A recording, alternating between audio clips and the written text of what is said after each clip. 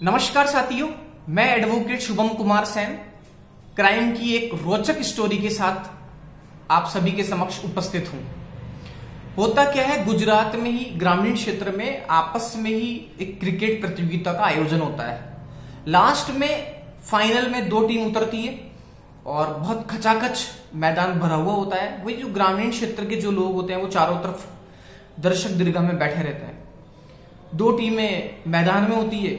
संयोग से जो खिलाड़ी जो बैट्समैन होता है वो और उसके बिल्कुल अपोजिट साइड में जहां पे दर्शक दीर्घा होती है, जहां पे दर्शक बैठे रहते हैं, वहीं पर एक युवा बैठा रहता है।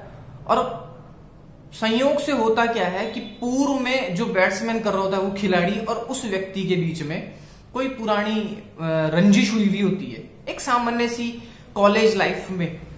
और होता क्या है कि वो जब बैट्समैन के सामने ही बैठता है, जैसे ही बॉलिंग कराता है एक प्लेयर, वो जो खिलाड़ी होता है, बैट्समैन होता है, वो जोरदार एक शॉट मारता है और ये सीधा 6 जाता है। और 6 जाके वो जो दर्शक दीर्घा में एक व्यक्ति बैठा रहता है उसके सर में आकर के वो बॉल लगती है। बॉल लगने से तुरंत उस व्यक्ति की मृत्यु हो जाती है। अब जो उसके परिजन होते हैं वो एलिगेशन लगाते हैं उस खिलाड़ी पे मर्डर का, कि भाई इसने मर्डर किया, चला करके इतनी तेज शॉट मारा है कि जिससे शॉट वहां पर गया, बॉल वहां गई और उसकी मृत्यु हो गई। अब उस व्यक्ति जो खिलाड़ी होता है उस पर मर्डर का अभियोजन चलता है, क्योंकि उसके ऊपर एफआईआर करवा देते हैं उसके परिवार वाले। बड़ा रोचक भी मामला है। एफआईआर करवाते हैं, पुलिस अरेस्ट करती है। अरेस्ट करने के बाद में मामला कोर्ट में जाता है। कोर्ट में जाने के बाद में अब मामला रोचक इसलिए कि भाई एक तो संयोग कि भाई बॉल वहां गई इतनी दूर और उससे उसकी मृत्यु हुई, और सबसे बड़ा संयोग ये कि पूर्व में उन दोनों के बीच में कोई एक सामान्य सी रंजिश थी कॉलेज लाइफ में, जब वो कॉलेज में पढ़ रहे थे। अब घर वाले आरोप लगाते हैं मर्डर का इसके ऊपर। अब सवाल ये है कि क्या उसको वास्तव में मर्डर के लिए दंडित किया जाएगा क्या? तो बिल्कुल नहीं। कोर्ट ने उस पूरे मामले को सुना, समझा। उस प्लेयर की तरफ से दलीलें ये आई कि साहब मुझे आईपीसी सेक्शन 80 का फायदा मिलना चाहिए। अब आईपीसी का जो सेक्शन 80 है इसमें है क्या?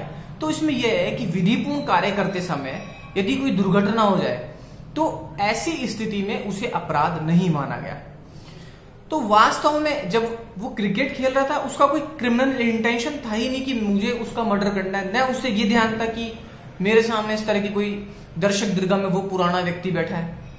तो इसलिए कोर्ट ने वो जो खिलाड़ी था, बैट्समैन था, उसे दोष मुक्त कर दिया और उसे आईपीसी सेक्शन 80 का फायदा दिया। अब आईपीसी 80 का फायदा उन्हें ही मिलता है जिसका क्रिमिनल इंटेंशन नहीं हो। जैसे किसी ने ये सोच नहीं रखा हो कि भाई मुझे उस व्यक्ति का मर्डर करना है, इसे क्रिमिनल इंटेंशन कहते हैं, आपराधिक आशय।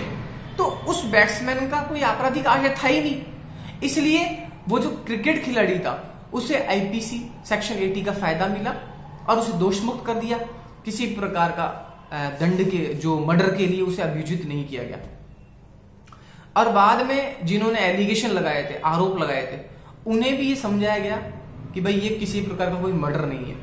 तो ये वास्तव में एक रोचक स्टोरी थी।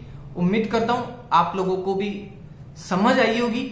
और इस स्टोरी के माध्यम से जो कानून का फैक्टर है, कानून का एक तथ्य है, आईपीसी सेक्शन 80 भी आपको समझने में आया होगा कि इस तरह से यदि गलती से किसी से कोई क्राइम हो जाए, मर्डर हो जाए, अटेम्प्ट टू मर्डर हो जाए, तो ऐसी स्थिति में उस व्यक्ति को सजा नहीं होती है।